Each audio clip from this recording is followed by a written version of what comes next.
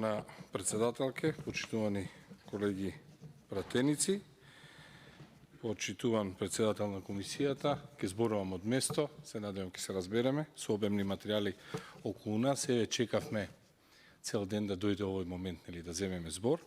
Од она што го слушна во вашето експозе, кога го презентиравте годишниот извештај за спроведување националната стратегија за спречување на корупција и судирот на интереси, во еден момент слушнав дека дадовте забелешка дека говорите пред празна сала, односно го критикувавте интересот кој што го пројавува собранието како, да речем, законодавен дом кој што треба да се грижи. Сакам да ви известам за да видите во тек дека овде се повторува оваа слика не само по овој извештај. Овде во овие денови разгледувавме извештаи за работа на јавното обвинителство, разгледувавме извештаи за работа на Советот на јавни обвинители и сето тоа се случува пред празниците кога ќе претпоставите дека вниманието на јавноста во голема мера е намалено. Ќе забележите дека немаме ниту новинари во салата. И тоа живееме во држава која што се бори со корупција, односно се наоѓа на катастрофални позиции кога станува збор за корупцијата. На 87-то место прославувавме качување од неколку места од претходно 111-то место.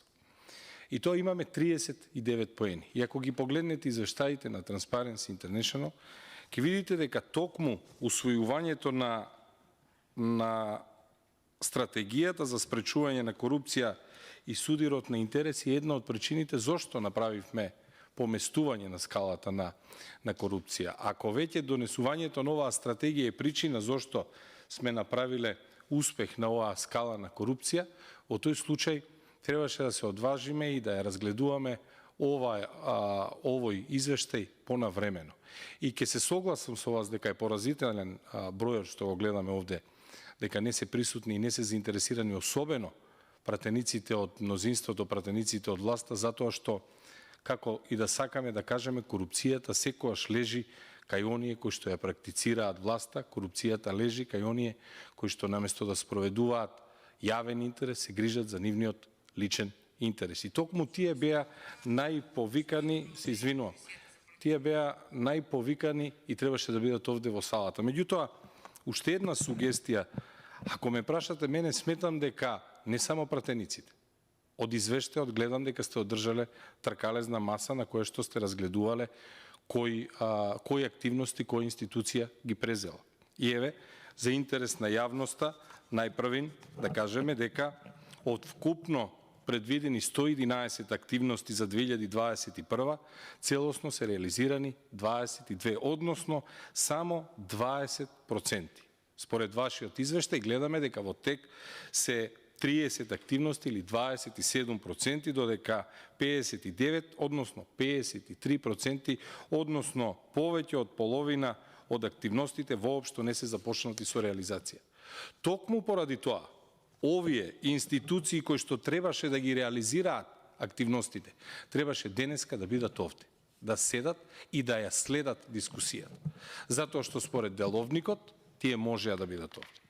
Зошто на ова горе во салата, зошто не седеше директорот на Агенција за катастар на недвижности? Затоа што има 50% нереализирани, а во тек напишал дека се 50%. Зошто да не беа директорите на Агенција за квалитет во високо образование, за Агенција за лекови и медицински средства?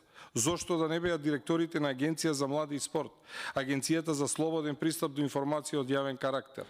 Зошто да не беа од Бирото за јавни набавки? Зошто да не беа од владата на Република Македонија?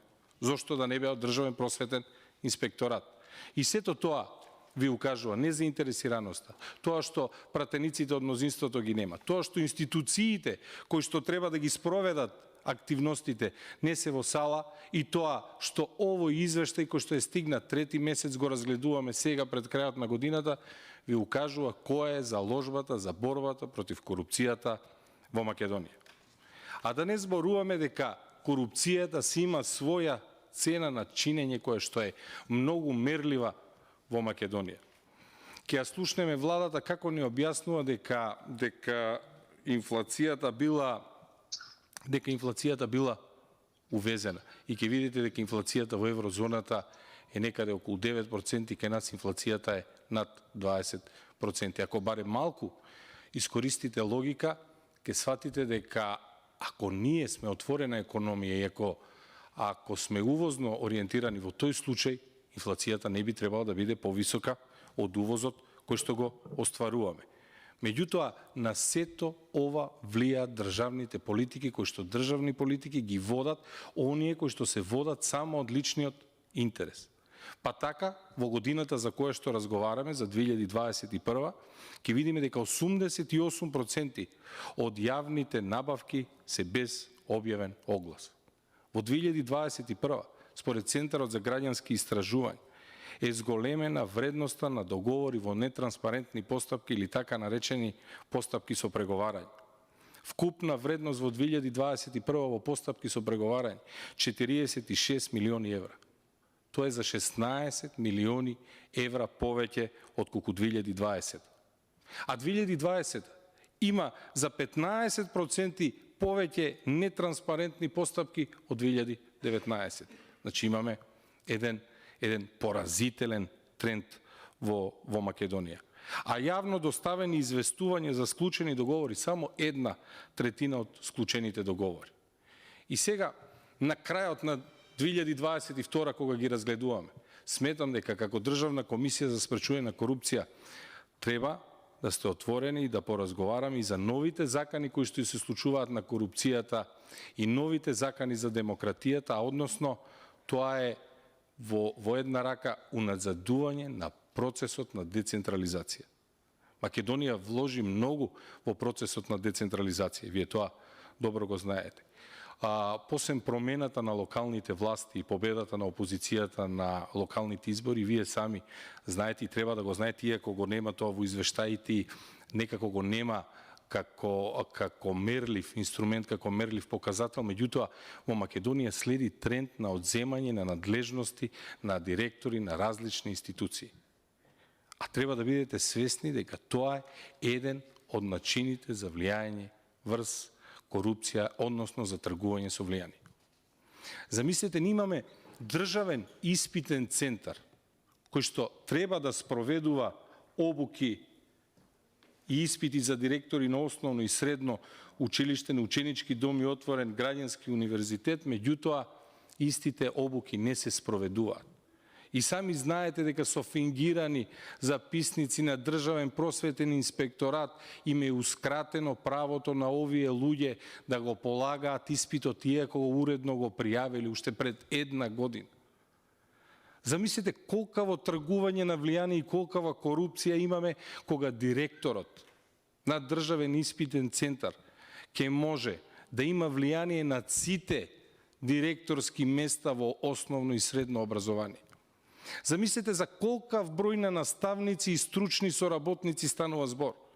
Кога беа овде законите за наставници и стручни соработници, самата влада излезе со податоци дека станува збор над 4700 работни места на кои што во тој момент предлагаше да бидат трансформирани од определено на неопределено време. И сега замислете, директорката на Државен испитен центар во држава која што ќе се бори против корупција има дискреционо право да одлучува кој ќе биде, а кој нема да биде директор.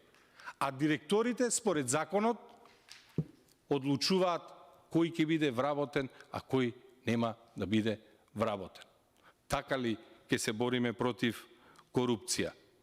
И затоа предлагам веднаш да земеме еден проактивен однос како комисија. Малку сме, меѓутоа да земеме еден проактивен однос. Дајте разгледувањето на овој извештај да донесеме и одредени заклучоци. Дајте да формираме една работна група во која што ќе ги повикаме директорите на институциите кои што треба да ги спроведат активностите. И еве веднаш да предложиме еден заклучок: дополнување и промена на законот за Државен испитен центар и законот за обуки и испит на директор за основно средно училиште и ученички дом. И во тој закон да предвидиме одговорност за директорот на државен испитен центар кој што се игра со судбините на луѓето.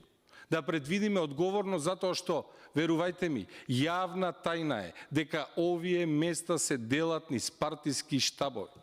Јавна тајна е дека луѓето кои поднеле да полагаат нема да полагаат, нема да добијат термин. Сите беа изненадени кога добија термини. Меѓутоа, истите беа разочарани во момент кога испитите им беа поништени. Еве го врвот на корупцијата. Ако ние знаеме во кое место се сече корупцијата за 4700, над 4700 вработувања, зошто ни се потребни вакви обемни истражување, испитување, извештај? Зошто се доведуваме сами во ситуација од дрвото да не ја гледаме шумата?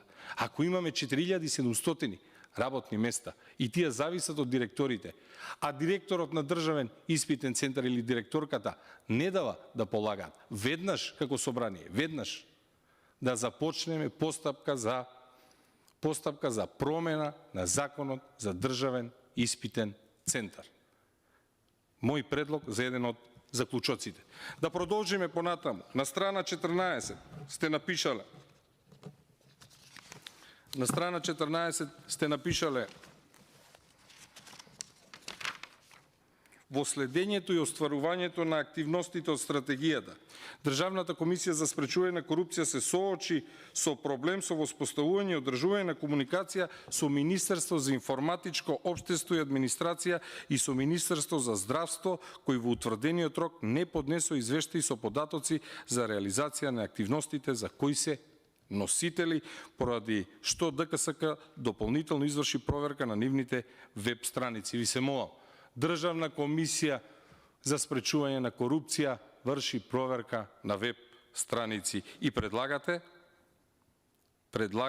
дека потребно е да се, само да најдам каде беше, предлагате дека потребно е да се изнајдат механизми за истите да бидат контролирани. Ајде веднаш да донесеме еден заклучок со кој ќе бараме работна група во која што ќе утврди промена на законот за спречување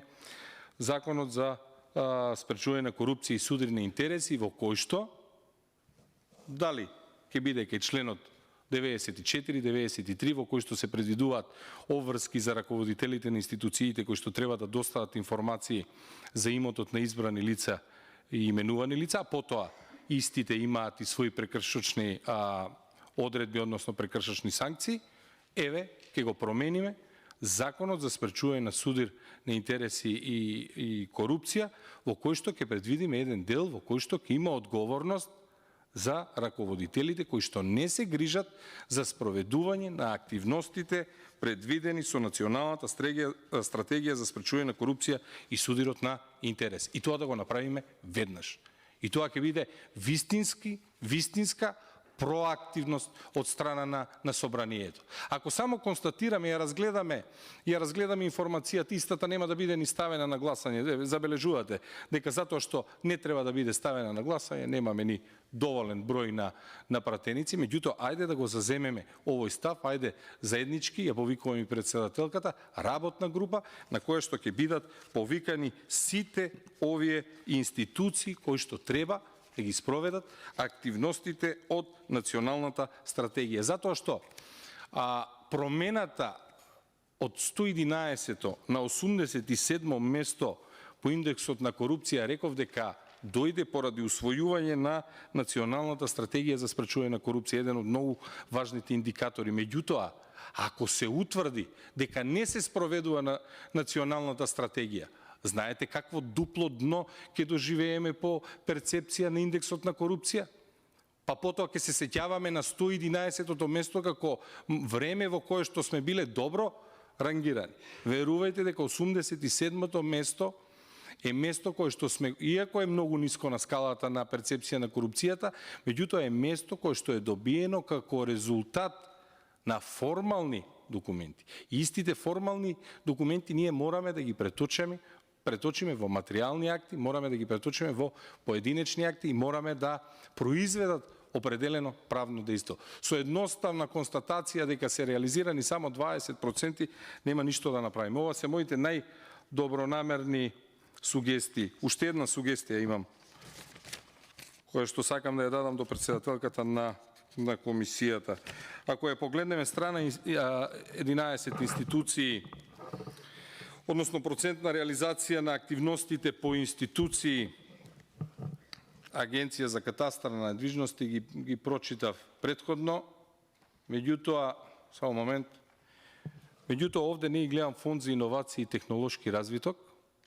Сметам дека е потребно и фондот за иновации и технолошки развиток затоа што има значаен буџет. Многу скандали во јавноста ќе слушнете дека се поврзани со фондот за иновации и технолошки развиток. И вие знаете, јас ве предупредив, денеска сме 27. Пред точно 365 дена на овој ден Ковачевски беше избран за мандатар на новата влада. Мандатар на новата влада. 2 дена подоцна, на 2 дена пред Нова година, владата во оставка на новиот мандатар му ја исплаќа најголемата порција на државна помош од над 200.000 евра. Кажете ми една европска држава во кој што овој сплет на околности, ако вака го кажете, ќе биде прифатлив. Заменете го името на Република Македонија со која сакате држава. Замислете вест во која денеска Шведска го избра новиот мандатар, владата во оставка на Шведска му исплати 200.000 евра на фирма која што тој ја основал. Па сами знаете, негови блиски лица. Ако сте основале компанија со некого, тоа што сте го повлекле уделот, не е основ за да ги прекинете односите. Самиот тој со чинот на основање на компанијата, кога основате компанија според Законот за трговски друштва, што велите? Ја основам оваа фирма за да остварам профит. Така е?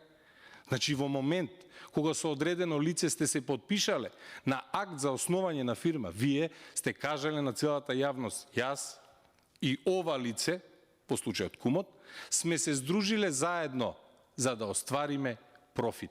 Не се здружиле за зелени агенди, не се здружиле за некои други цели, не се здружиле за да ја унапредат состојбата на болните, не се здружиле да се унапреди состојбата во училиштата, туку за да остварат профит. И тоа е легитимно.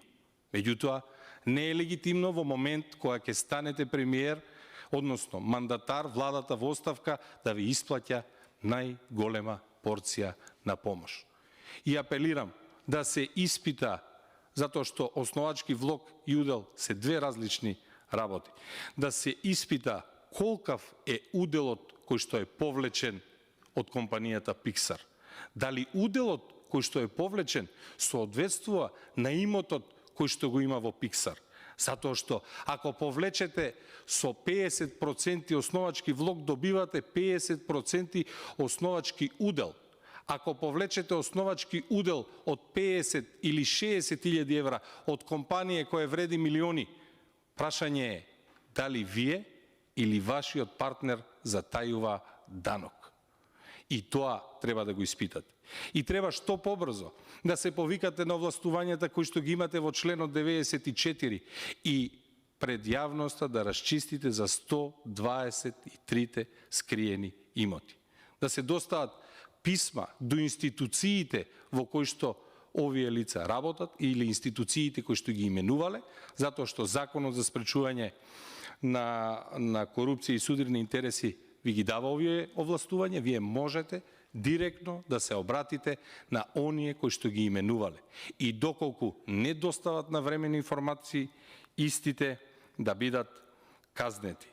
И затоа сметам и предлагам да направиме работна група, да ги промениме Законот за државен испитен центар, да го промениме Законот за спречување на корупција и судирна интереси, да направиме она што го направивме во Законот за заштита од семејно насилство, односно да предвидиме, како мои сугестии кон работната група, да направиме мултисекторски пристап кон корупцијата.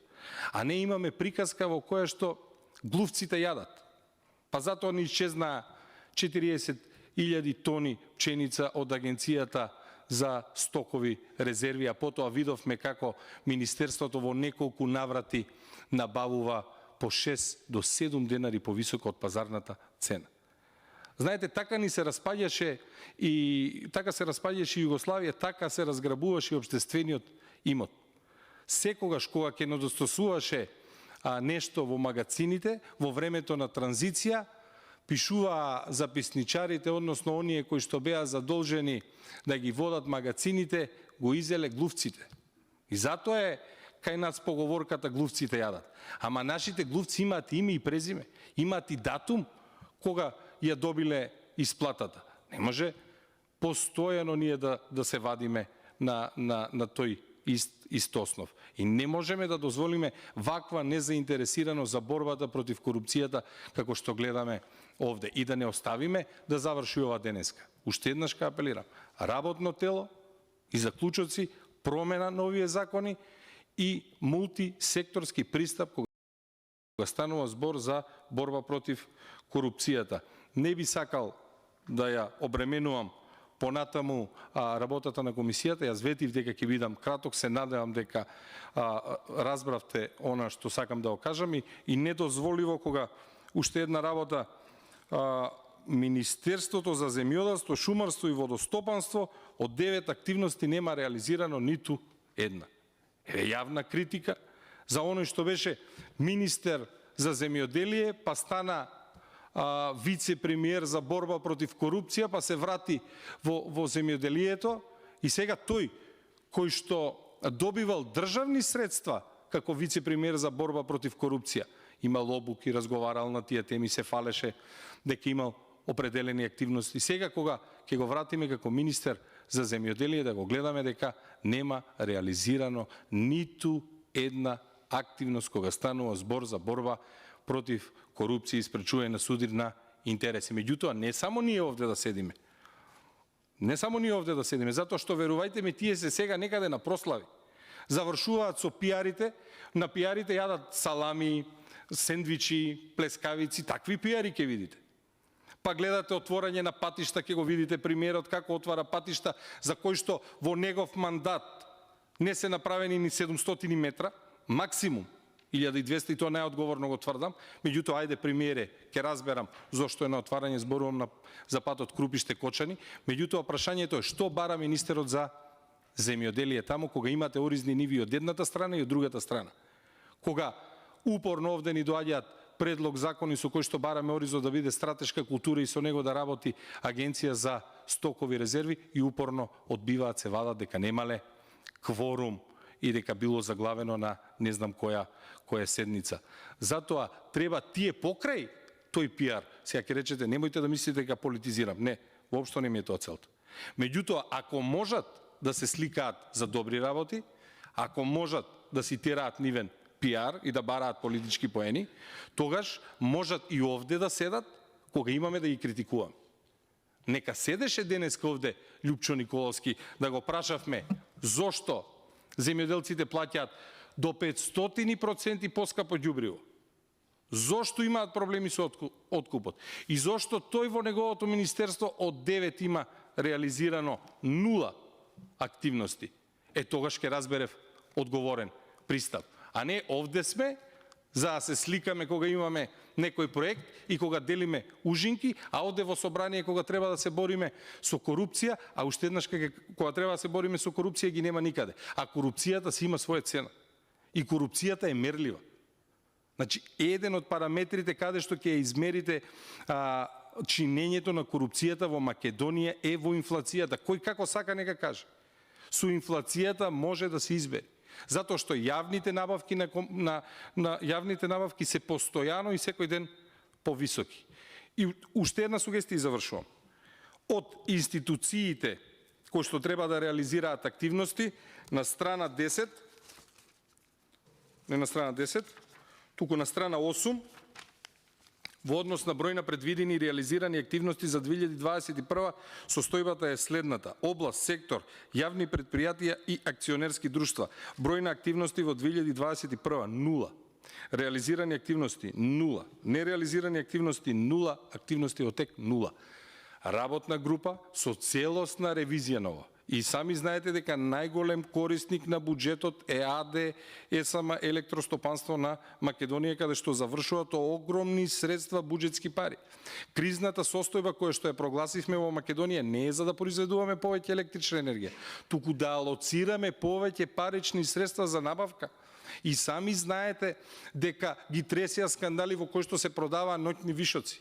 Јас ке разберам, ако ноќните вишоци се продаваат затоа што работат термоцентралите и тие не можат така лесно да бидат изгасени. Меѓутоа, ако се утврди дека ноќните вишоци се продавале поради тоа што биле пуштани хидроакумулациите, односно се празнеле македонските брани за да се продаваат ноќни вишоци, некој треба да одговара.